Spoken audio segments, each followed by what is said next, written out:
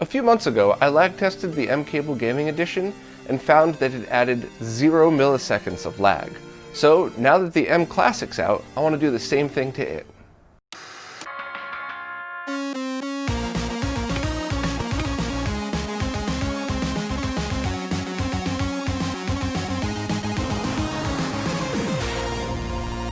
The mCable Classic is a $100 device that takes any 480p, 720p, or 1080p HDMI source and both upscales it and adds an anti-aliasing filter to help smooth out the image.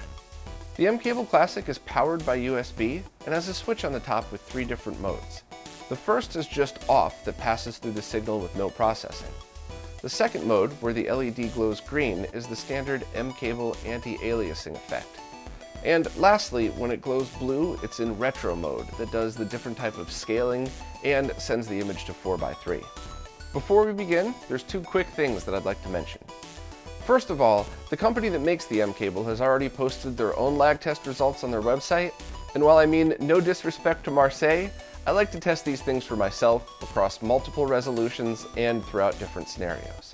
And next, and much more importantly, the device that I'll be using to do these lag tests is the Time Sleuth, which is an incredibly accurate device that can detect even microseconds of differences. And I need to be incredibly clear that we only care about milliseconds. In fact, across all of gaming, the only thing that will matter is milliseconds, not microseconds. So sometimes when people see numbers on the screen, they don't really know how to interpret them, and if something is a 4 microsecond difference, they might feel like that's a real life difference, but it absolutely isn't. And on top of that, your average flat screen panel can oscillate between a few microseconds of latency at any time anyway. So regardless of what your Smash buddy tells you when they lost a game to you, it's not because there's a 4 microsecond lag difference, it's just because they lost the game. So we'll start out by taking some base measurement tests of a TV, and then use the Time Sleuth to figure out exactly how much, if any, milliseconds of latency are added to the signal. For all of these tests, we'll have direct HDMI into the Time Sleuth on top versus the mCable on the bottom. And as you can see in the first test, pass-through mode is identical in every way. As we move on to the second position, just on, we can see that there are 0 milliseconds difference between the two. So in the green mode, right now we're showing absolutely 0, and now in the retro mode, it's the same thing as well. There's absolutely no latency added that would ever be noticed in a real gaming scenario when using the mCable.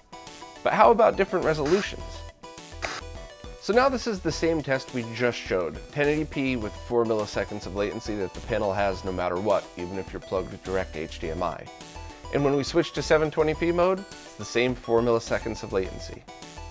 As you can see now in 480p mode, same thing, no latency added whatsoever, 0 milliseconds added in all 3. But when we switch to 480i, the mCable passes this resolution through, and that's why we're seeing such a big difference. Now things got a little weird towards the end when we switched to 240p mode, and there's a few things to note about that. First and foremost, Marseille never said that that was a compatible resolution with the mCable. I was just kind of curious what would happen. But to be honest, I expected things to get weird, because 240p is a strange signal. It wasn't even added to the official HDMI documentation until just a few years ago, and most devices still interpret it as interlaced even though it's progressive. And most flat panel TVs, when they have to process an interlaced signal, add a ton of lag. And that's why you saw the lag number jump very high when 480i mode was there. Once again, the mCable does not support 480i, it just passes it through. So as far as I'm concerned, in all of the resolutions that the mCable supports, 480p, 720p, and 1080p, it added 0 milliseconds of lag in its standard mode. But now let's check out retro mode. Now once again, this is the same test that we showed earlier, 0 milliseconds added in 1080p, and when we switch to 720 mode in retro mode, you can see that the aspect ratio changes, but 0 milliseconds are still added to the actual measurement. Same thing with 480p, it stays in 4:3 mode, and we're still at the same 4 milliseconds of latency that the panel itself has.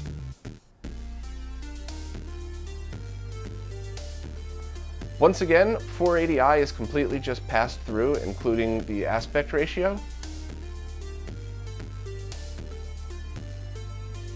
and 240p just completely freaks out in retro mode. But once again, Marseille never said it was a supported resolution.